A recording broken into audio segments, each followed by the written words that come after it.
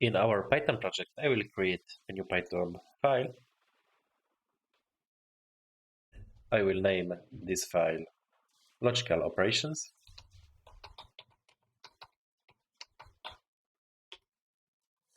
I will define two variables, x equals true and y equals false.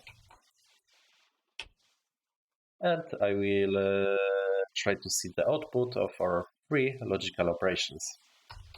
Print x and y, print x or y, print not x. Okay, let's run it.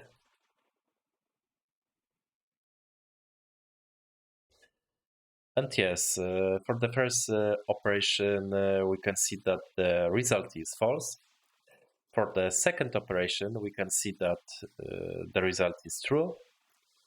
And for the last operation, because x was true, we can see that the final result is false.